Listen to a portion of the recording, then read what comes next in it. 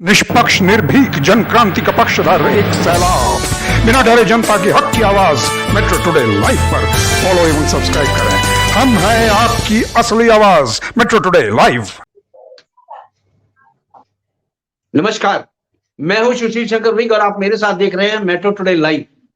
जी हां, metro today live आपका अपना चैनल है और आज चैनल में हमारे साथ जो बैठे हुए हैं पैनलिस्ट हैं वो बीके मिश्रा जी। बीके मिश्रा जी संस्थापक हैं और राष्ट्रीय अध्यक्ष हैं गौ गीता सेवा रक्षा मंच के। दूसरे हमारे साथ जुड़े हुए हैं शेषधर पांडे जी।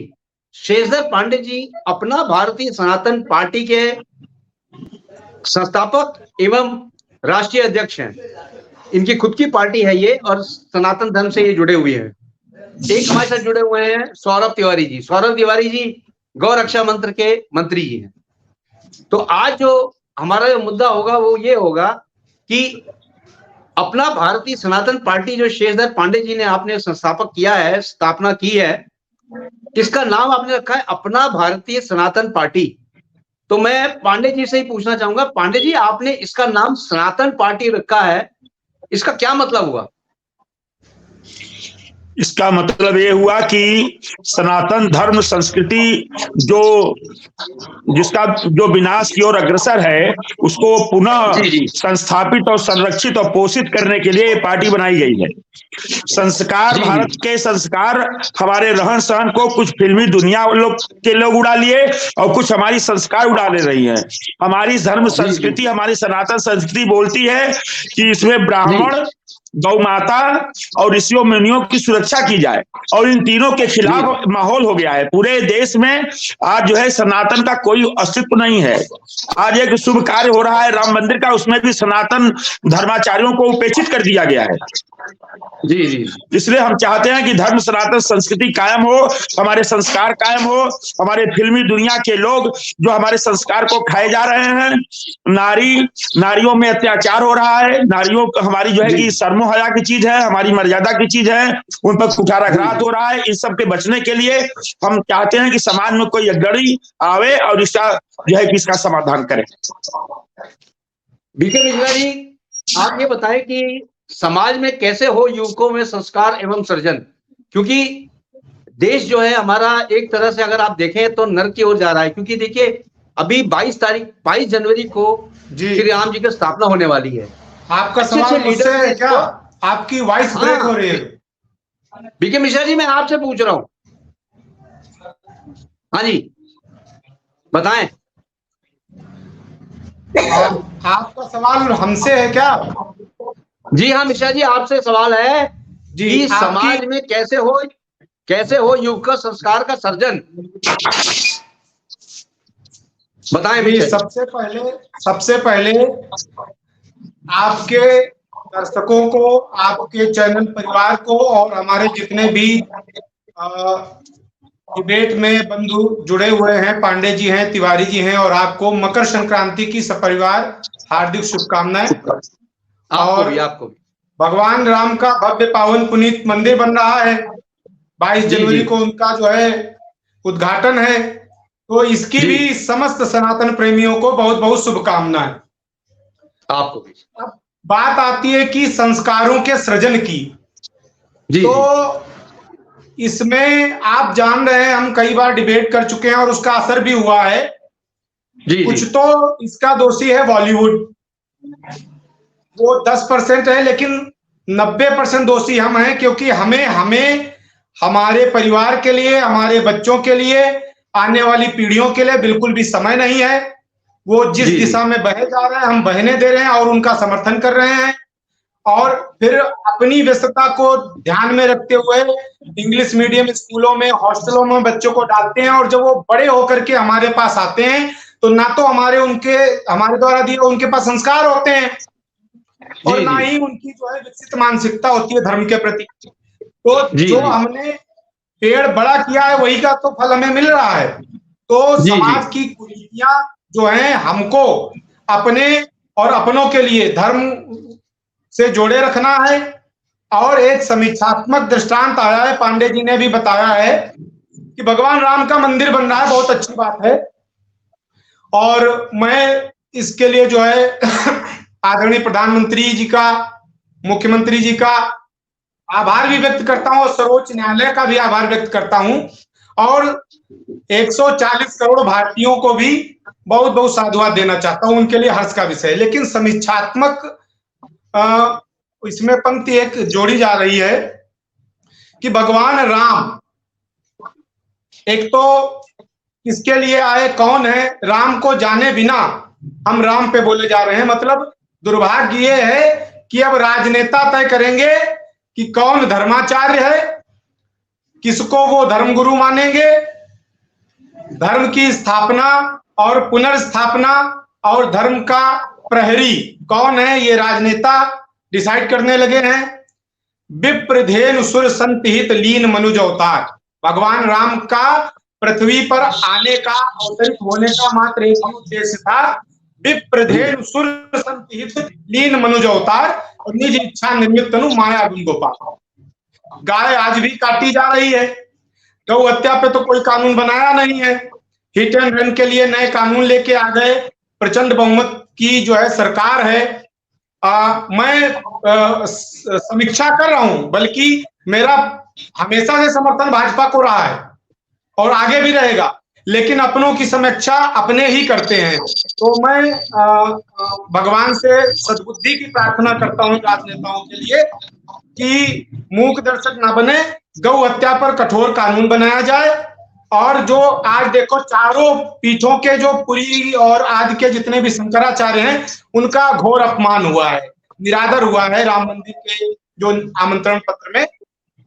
तो इसको भी अभी भी समय है, ध्यान में रखना चाहिए, क्योंकि विप्रधेनु सुर संतहित, ये 4 पाए अगर नहीं है, एक भी इसमें से कमजोर है तो बिल्डिंग टिक नहीं पाएगी। न्यू अगर मजबूत नहीं है तो ये सब कोई भी बिल्डिंग टिक नहीं पाएगी। तो एक तो ये हो गई, दूसरी बात हो गई समाज को सही दिशा और दशा का जो काम करते हैं, ब्राह्मण समाज का अगुआ रहा है, ब्राह्मणों के लिए हमेशा कुठाराघात के अलावा कुछ नहीं दिया किसी भी सरकार ने। हम भाजपा को क्यों दोषी माने, जितनी 70 सालों से जो शासक हैं उन्होंने यही किया है। अब अगर एक ब्राह्मण जो है धर्म का प्रचार करता है, धर्म की बात कहता है, आप लाखों रुपए टंट के देते हो, 50,000 रुपए पार्लर वाली ले जाती है अगले दिन मुंह धोते ही पानी में, लेकिन जब पंडित जी के दक्षिणा का समय आता है तो जीजा फूफा मामा सब इकट्ठे होकर के, अरे हमें पता पंडित जी को कितना देना है, 250 रुपए दीजिए, इनको 250 रुपए दीजिए। पूरा परिवार इकट्ठा होकर के वो 250 रुपए लेकर के जब बेचारा जाएगा पूरी रात जाग करके, तो 250 से ना उसका घर चलेगा ना परिवार चलेगा। तो कौन कहेगा कि तुम पंडिताई करो, आप इतनी महंगी डिग्री लो, आचार्य करो, शास्त्री करो, वो भी कहीं ना कहीं दूसरे व्यवसाय आदि में लगाएगा, तो धर्म विलुप्त होता जाएगा धीरे धीरे। तो इसके लिए गुरुकुलों का निर्माण बहुत जरूरी है, और ये सरकार को ध्यान रखना चाहिए कि इनकी सरकारों में अभी तक जो अपनी भाजपा की सरकार है, जो सनातन हिंदूवादी सरकार कही जाती है, इनकी सरकार में अभी तक कोई एक नया गुरुकुल जो है उसका निर्माण नहीं हुआ है, जो कि बहुत आवश्यक है, होना भी चाहिए। और बाकी हमारे और साथी हैं वो सब अपना अपना पक्ष रखेंगे, अपनी अपनी बात रखेंगे। जी जी सौरभ तिवारी जी, आपसे सीधा सवाल मेरा ये है कि अभी अयोध्या में बहुत बड़ा आयोजन होने जा रहा है, रामलला की स्थापना होने जा रही है, जिसमें माननीय प्रधानमंत्री जी ने सबको इनविटेशन दिया है, और हमारे जो कांग्रेस वाले हैं उन्होंने सिरे से खारिज कर दिया है कि हम नहीं जाएंगे। इसके पीछे बहुत बड़ी राजनीतिक कारण भी है, राजनीतिक द्वेष भी कह लीजिए, लेकिन इस तरह से चलेगा तो क्या हमारा सनातन धर्म के ऊपर ठेस नहीं है ये? सौरभ जी। सर, आपके चैनल को पहले हम जो है धन्यवाद देना चाहते हैं, क्योंकि इतना अच्छा डिबेट रखा है, और अपने शीर्ष नेतृत्व को भी प्रणाम करना चाहता हूँ, और जो दर्शक देख रहे हैं उनको भी प्रणाम करना चाहता हूँ जी। बहुत अच्छा डिबेट आपने रखा है। कांग्रेस जैसी सरकार, अब शब्द तो कहने को बहुत कुछ है लेकिन कहना नहीं चाह रहा हूँ। कांग्रेस वो जमाना था, बोले आप बोले सर, आप बोले, खुल के बोले। खोल के बोलो। जी जी, हमने वो समय देखा कि रोजा अफ्तार के लिए लोग लाइन लगाते थे। ठीक, सरकारों के नेता दौड़ते थे कि किसी तरह रोजा अफ्तार हो जाए, बस समझ लीजिए पूरा वोट और सरकार बन गई। भारतीय जनता पार्टी ने आज वो समय वो तो समापन की ओर है। दूसरा, सरकार से भी मैं एक आग्रह और निवेदन करना चाहता हूँ कि हर जिले में एक कम से कम गुरुकुल जरूर बनाएं, जिससे हमारे संस्कार बढ़े। संस्कारों को बढ़ाने के लिए शिक्षा की आवश्यकता है। शिक्षा कैसी? सनातन से संबंधित हो। आज भगवान श्री राम को सभी जानते हैं, लेकिन उनके पिताजी बहुत ज्यादा दशरथ जी को जानेंगे, उनके पिताजी को आज को कोई नहीं जानता, उनके पिताजी को कोई नहीं जानता, उनके पिताजी को कोई नहीं जानता। तो हम चाहते हैं कि ये जरूर पाठ्यक्रम जरूर रखें कहीं ना कहीं, भगवान राम, भगवान श्री कृष्ण पर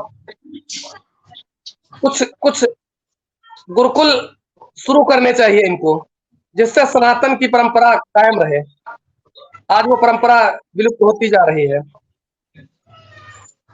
कांग्रेस ने तो वो गंदा मुखौटा लगा के आए हैं कि इनको कुछ नहीं, कहीं जमीन नहीं रह जाएगी। आज हम तो सरकार और मोदी जी को धन्यवाद देना चाहता हूं कि 500 साल पुराना मुद्दा जो हमारी शीर्ष अदालतों ने निपटा के किनारे कर दिया। और हम लोग भाग्यशाली हैं भगवान राम के कि कम से कम देख तो रहे कि हमारे सामने प्राण प्रतिष्ठा हो रही। कितनी हमारी पीढ़ियां चली गई, कितनी पीढ़ियां ये देखते देखते रह गई कि क्या हमको भी प्राण प्रतिष्ठा देखने को मिलेगा, मंदिर बनेगा। तो हम तो सरकार को बहुत बहुत धन्यवाद देना चाहता हूँ। हमारा शीर्ष नेतृत्व बैठा है और आदरणीय जी बड़े बुजुर्ग बैठे हैं इस विषय पर, और आगे यही बताएंगे। शेषधर जी, शेषधर जी, मैं आपसे ये पूछना चाहता हूं कि सीधा सवाल है आपसे कि आपने अपना भारतीय सनातन पार्टी जो लॉन्च किया है, इसके 4 विशेष पॉइंट बता दीजिए जिससे कि लेके सनातन धर्म को आगे जाएगा। 4, केवल 4। पहला तो ये है शीर्ष प्राथमिकता में कि ऋषि और कृषि को हम फोकस करेंगे। ऋषि परंपरा, संतों, धर्माचार्यों का सम्मान करेंगे, इनके सुरक्षा में जो रास्ते में आएगा उसका सफाया करेंगे। और दूसरा, कृषि व्यवस्था, ऋषि और कृषि व्यवस्था का समूल जो है कि विकास करेंगे हम। और दूसरी बात यह है कि जो अब्दुल कलाम जैसे मोहम्मदन है उनका पार्टी में स्वागत रहेगा, लेकिन इसके विपरीत जो विदेशों से षड्यंत्र में शामिल होकर के देश पर आतंक फैला रहे हैं उनको हमेशा हमेशा के लिए मुझे जेल के अंदर ठूसना है। अगर मुझे मौका मिलेगा तो सबसे पहले हम ये कार्रवाई करेंगे। तीसरा है हमारा महिला सशक्तिकरण। ये नारा तक सीमित नहीं रहेगा, ये क्रियान्वित होगा।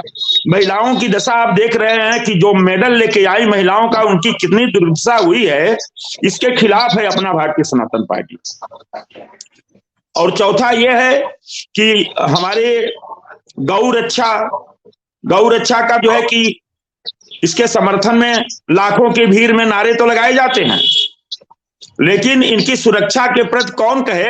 इनकी सप्लाई धुआंधार हो रही है, इनकी हत्याएं धुआंधार हो रही है। अभी हाल का ही मामला था, जिंदा गाय को जो है कि जमीन के अंदर गाड़ दिया गया है। इसके खिलाफ हम सख्त से सख्त हैं। और इन्हीं सब चारों सिद्धांतों जैसे और भी तमाम सिद्धांत हैं जिनके समूल निराकरण के लिए हमारी पार्टी प्रतिबद्ध है। राम मंदिर के निर्माण में आप देखिए, ये जो है कि टोटल राजनीति पोषित हो गया है। धर्माचार्यों का इतना तार्किक उल्लेख है कि यदि राम आ रहे हैं तो रामनवमी के दिन आएंगे, लेकिन चुनावी लाभ लेने के लिए सरकार जो है कि अधूरे मंदिर को स्थापित कर रही है। और दूसरी बात यह है कि ये जो सरकार है ये कहती है कि जो राम को लाए हैं हम उनको लाएंगे। इस बाड़ी में वो संशोधन करे, इस नारे में वो संशोधन करे। वो संशोधन ये होना चाहिए कि राम ही भाजपा को लाए हैं और राम ही भाजपा को लाते रहेंगे, लेकिन यहाँ व्यक्ति विशेष को इंगित करते हुए सारा श्रेय जो एक व्यक्ति ले रहा है, ये क्या एक रेलवे है, रेलवे के कोच में, एक रेलवे के कोच में लिखा है, और मोदी नाम लेने से मुझे गुरेज नहीं है, राम की अंगुली पकड़ के चला रहे हैं। मतलब उनका कहना है कि राम को मैं ले चल के अंगुली पकड़ा करके वहां बैठा रहा हूं। आप सोचिए, ये अंधभक्तों की ये स्थिति है कि कोई विरोध नहीं कर रहा है कि राम की अंगुली मोदी पकड़ करके और मंदिर में स्थापित कर रहे हैं। इसका मतलब कि वो राम के भी बाप हैं। ऐसे सनातनी व्यवस्था जो है, इन्हीं सब मुद्दों पर उठाने के लिए, इसको दूर करने के लिए राम को हम वहां पर कोई सरकार नहीं लाई है, राम के द्वारा हम लोग लाए गए हैं। इसके विपरीत जो आख्या हो रही है और इस पर अंधभक्त आंख मूंद कर टूट पड़ रहे हैं, हमारा अपना पार्टी सनातन पार्टी इसका सख्त विरोधी है। आप राजनीति करो, करते रहो, आप राजनीति करो, करते रहो, कोई गुरेज नहीं है। आप हिंदुत्व का नारा लगा रहे हो, ठीक है, लेकिन जनता को ठगो मत। जी अब बताइए, जो राम को लाए हैं हम उनको लाएंगे, भाजपा राम को लाई है। इतनी आपत्तिजनक टिप्पणियां होती हैं। इस पर संदेश देना चाहिए हमारे प्रधानमंत्री को कि ऐसे गीतों का प्रचलन समाज में सार्वजनिक न करें जिसमें जो है कि हमारे देवी देवताओं का तिरस्कार हो। इन्हीं सब बातों को लेकर के हमारे धर्माचार्य विरोध में आ गए हैं। जी जी, जो कुछ कर रहा है एक व्यक्ति विशेष कर रहा है, यह असंभव है। जो भी कर रही है सरकार कर रही है। जी जी, जो भी बात, जो भी विकास, जो भी उसका जो है कि डीजीपी बढ़ रहा है, क्या बढ़ रहा है, जीडीपी बढ़ रहा है, वो सब सरकार कर रही है, कोई एक व्यक्ति नहीं कर रहा है। ये अंधभक्त का तो ये स्थिति है कि यदि यही स्थिति रही तो साईं की तरह मंदिर बनाएंगे एक दिन और मोदी जी की पूजा करेंगे।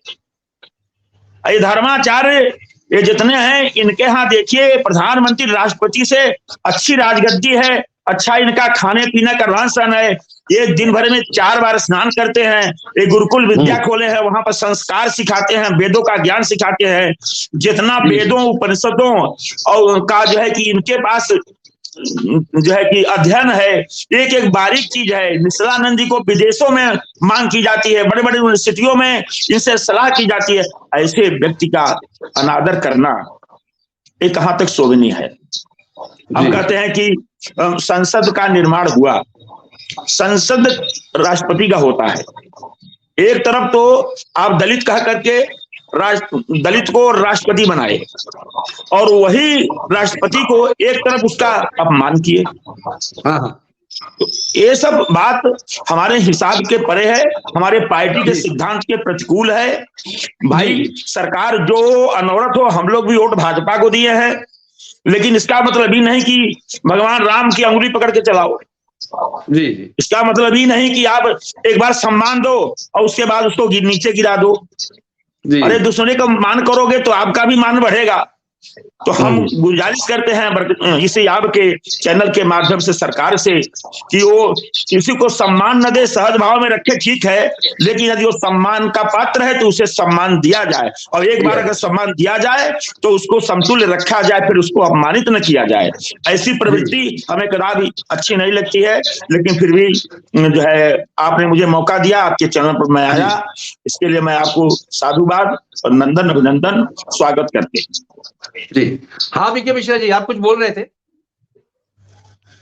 बीके मिश्रा जी बोलिए। कहना चाह रहा था कि आज का जो हमारा डिबेट है, इसका जो विषय है कि समाज के आने वाली जो पीढ़ियां हैं, जो युवाओं के अंदर कैसे हो संस्कारों का सृजन।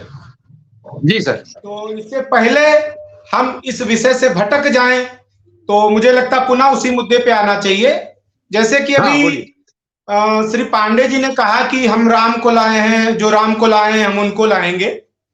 जी जी। तो ये कहीं ना कहीं संस्कारों की विहीनता है, अज्ञानता है। और ये किसी पार्टी विशेष का नारा नहीं है। कन्हैया मित्तल एक गायक हैं जो कभी छोटे मोटे गायक हुआ करते थे, आज उनपे कृपा हो गई खाटू श्याम बाबा की। तो शैली तो वही रहती है, बोले बिहसी महेश तब ज्ञानी मूढ़ न कोय, जब जस रघुपति जय करें सो तस क्षण होय। तो अभी कुछ सालों पहले राम कौन है कोई जानता ही नहीं था, राजनीतिक राम कौन है। या यूं कह लीजिए तो अब वो जो राम को लाए हम उनको लाएंगे यूपी में फिर से हम भगवान, ये उनका अपना पर्सनल मत है कन्हैया मित्तल का। क्यों है? क्योंकि अध्यात्म जानते ही नहीं है, संस्कार जानते ही नहीं। रामायण घर में पड़ी है तो कभी उठा के देखा ही नहीं, जो रामायण के ऊपर वो कविता बनाए या रामायण के ऊपर वो भजन बनाए। हमें रोज सभी को कम से कम प्रतिदिन 1 घंटा नहीं तो आधा घंटा तुलसी संगत साधु की हरे कोट अपराध, 1 घड़ी आधी घड़ी आधेऊ की पुण्याद। तो हमें किसी सत्संगी के पास सत्संग करना चाहिए, नहीं तो घर में रामायण है उसका हिंदी सहित अनुवाद पढ़ करके घर में सुनाएं और बच्चों को होमवर्क करवाने जब बैठे तो 1 दोहा रामायण का भी याद करवाएं, क्योंकि रामायण ही जीना सिखाती है। रामायण हमें निज धर्म पर चलना सिखाती, रोज रामायण। फिर रामायण में आप अपने आप को मैच करिए कि आपका चरित्र किससे मैच होता है। कुबड़ी दासी मंथरा से तो नहीं, भरत से तो नहीं, लक्ष्मण से तो नहीं, विभीषण से तो नहीं, कुंभकर्ण से नहीं, संभूक से तो नहीं, जटायु से तो नहीं, और तमाम पात्र हैं जिससे आपका चित्र मैच हो जाए, कहीं ना कहीं जरूर मैच हो जाए। तो राम का जो अयन है वो रामायण है, उसके लिए उसका घर तब बनेगा कि भवानी शंकर वंदे श्रद्धा विश्वास रूप में। जब श्रद्धा और विश्वास का विवाह करा दोगे, श्रद्धा और विश्वास दोनों अलग हैं, जब उनको एक करवा दोगे, भवानी शंकर श्रद्धा विश्वास, शिव शक्ति, प्रकृति और पुरुष, प्रकृति दूषित पुरुष कुपोषित, क्योंकि उनका कुपोषण हो रहा है, कुसंस्कारीकरण हो रहा है उनका, वो जानते ही नहीं धर्म है क्या। किसी को यह भी नहीं पता होगा कि हिंदू का शाब्दिक अर्थ क्या होता है। सही 2.5 अक्षर होते हैं। अगर किसी से जैसे अभी हमारे भाई ने कहा, सौरभ जी ने, कि दशरथ जी के पिता अजका और उनके पिता का किसी को नहीं पता है, तो ये संस्कारों की ही तो कमी है। बाबर कबर की तो कहानियां पढ़ाई जाती है हमारे पाठ्यक्रम में। संविधान का अनुच्छेद जो 30 है ये हमें परमिशन ही नहीं देता है कि हम अपनी धर्म की पुस्तकें पाठ्यक्रम में शामिल कराएं। तो सरकार को इस पे जो है कोई बिल पास करना चाहिए कि हम जो है गीता, रामायण, भागवत जैसे पवित्र ग्रंथ जो हैं इनको हम पाठ्यक्रम में शामिल करें। नहीं तो निजाम, अकबर, अब्दुल और बाबर इनकी सबकी कहानियां पढ़ पढ़ के फिर वैसे ही हो जाएंगे। और युवा ही देश का भविष्य है। जी। तो हमें जितना राम के बारे में मालूम है बच्चों को उतना नहीं मालूम, उनके बच्चों को बिल्कुल नहीं मालूम होगा। गुरुकुल परंपरा छीन होती जा रही है, बंद होती जा रही है। जो धर्माचार्य हैं उनकी जड़ें काटी जा रही हैं। जो धर्म का भी, या तो कोई आतंकवादी मार देता उन्हें, जैसे गोगा मेडी जी और भी तमाम मारे गए, नाम लेना जरूरी नहीं, सब जानते हैं। इसी तरह से जो धर्म ज्ञाता है उनका संरक्षण करना चाहिए सरकारों को, गुरुकुलों का निर्माण करना चाहिए और बिल पास करना। जैसे ये 3 जो कानून लाए हैं इनका संशोधन हुआ है, सराहनीय है, बहुत अच्छा है। लेकिन एक कानून कम से कम गौ हत्या पे लाइए। अब किस बात की देर है, जिसके लिए आप एजेंडा जो दे करके, ये मुख्य एजेंडा आज का नहीं, करपात्री जी महाराज जी के समय का है, जी। जिन्होंने विश्व हिंदू परिषद आज जो सब इनके सहायक समूह हैं। और दूसरी बात यह है कि जो 30A है संविधान का, इसको खत्म करिए ताकि हमारी पाठ्यक्रम में जो है सनातन व्याप्त हो, धार्मिकता व्याप्त हो। और हमें जीवनोपयोगी शिक्षा की जरूरत है। जो जीवन में उपयोगी शिक्षा है, जीवनोपयोगी शिक्षा ही हमारा संस्कार है। हमारे में सिखाया जाता है प्रातः काल उठ कर रघुनाथा, माता पिता गुरु नाम ही माथा। और यहाँ के रघुनाथ है, प्रातः काल उठ के रघुनाथा और माता पिता गुरु मां रही लाता। संस्कार किसने दिए? हमने समय नहीं दिया। तो जब हमें ये कष्ट झेलना पड़ रहा है तो अब कष्ट में है, आगे पीढ़ियां गर्त में जाएंगी। इसलिए हमें अपने को बचाना है, अपनों को बचाना है। सरकारों के भरोसे तब तक ना बैठे। फिलहाल अपने घरों में जो है धर्म का अलग जगह है। ये नहीं कि जब कोई सरकार कहेगी कि ये राम मंदिर बनेगा, वो कृष्ण मंदिर बनेगा, वहां अयोध्या है, वहां काशी है, नहीं, इससे पहले भी हमारे मंदिर, हमारे मन मंदिर में राम होने चाहिए। और राम को जानो, राम किस लिए आए, क्या उनका उदात्त चरित्र है। लक्ष्मण जी के चरित्र को ले लीजिए, सबरी के चरित्र को ले लीजिए, रामायण पढ़िए, एक एक पात्र पर जो है दृष्टिपात करिए, क्योंकि वही जीना सिखाती है। धर्म एवं तो हंति धर्मो रक्षति रक्षिता। और फिर तुम जानोगे कि हमारे धर्म को नष्ट कौन कर रहा है। ये बॉलीवुड कर रहा है, जो गंदी गंदी रीले परोसी जा रही है, श्लीलता परोसी जा रही है ये बॉलीवुड की सेना। तभी तो जानोगे कि ये गलत है कि सही है। जब तुम्हें पता ही नहीं तो बस वही है कि आज लोग भाभियों से गंदा गंदा मजाक करते हैं, क्योंकि उनको लक्ष्मण के उदात्त चरित्र पढ़ने की उनकी औकात नहीं है। इसीलिए तो जो गंदी फिल्म का एक गंदा एक्टर जो कहता है, उसी को तुम भगवान मान लेते हो, उसको तुम मार्गदर्शक मान लेते हो, हाँ वही गाना गुनगुनाते रहते हो सारे दिन, चाहे वो किसी के सामने बकने वाला हो या ना हो। रामायण पढ़िए, तब आपको पता चलेगा। जब जिस समय उनके गहने मिले थे वनवास में, तो लक्ष्मण को दिखाया भगवान राम ने कि देखिए ये कुंडल मुझे लगता है सीता के हैं। तो लक्ष्मण ने बड़ी विनम्रता से जवाब दिया था कि भैया मैंने चरण निहारे हैं, देखे माता के कान नहीं, मैं तो चरणों का सेवक हूँ, कुंडल की मुझे पहचान नहीं। तो कम से कम संस्कारों की जो विहीनता व्याप्त हो रही है, अपना जो डिबेट का विषय यही था, राजनीतिकरण तो जो कर रहे हैं वो करने दीजिए भाई, हम समीक्षा तो कर ही सकते हैं, हमने वोट दिया है और हमने सरकार बनाई है, तो अपनी मांग तो रख सकते हैं। जैसा कि सौरभ जी ने भी कहा कि प्रत्येक जनपद में एक गुरुकुल का निर्माण होना चाहिए। हम सब ये जानते हैं कि होना चाहिए, लेकिन इसका जो मूल कारण है कि संविधान से जो 30A है, जो हमें अनुमति नहीं देता है, उसको खत्म करना चाहिए। हमें ये आवाज उठानी चाहिए। पांडे जी के भी जो मांग पत्र में जो भी बताया इन्होंने, सराहनीय है भाई। कभी ऐसा नहीं कि इनका जो एजेंडा है प्रशंसात्मक नहीं है, शुरुआत है, धीरे धीरे आगे परमात्मा जो है, क्योंकि बढ़ने वाले वही, बढ़ाने वाले वही।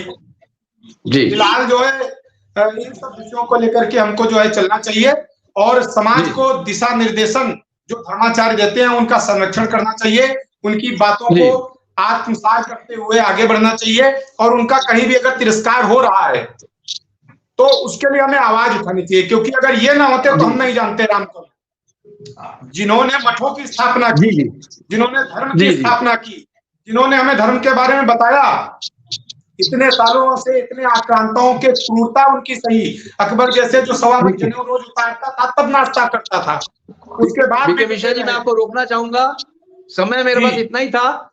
आप लोग सबका धन्यवाद, बहुत बहुत धन्यवाद। आप चैनल से जुड़े, और बहुत बहुत धन्यवाद।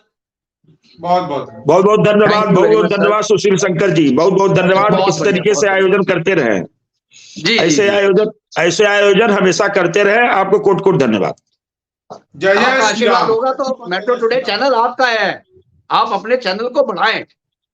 बिल्कुल बढ़ाएंगे, बिल्कुल बढ़ाएंगे। जय हिंद सर, जय हिंद। जय घोष जरूर कर दीजिए भगवान श्री राम का। जय सनातन, जय श्री राम, जय श्री राम, जय भारत, जय सनातन।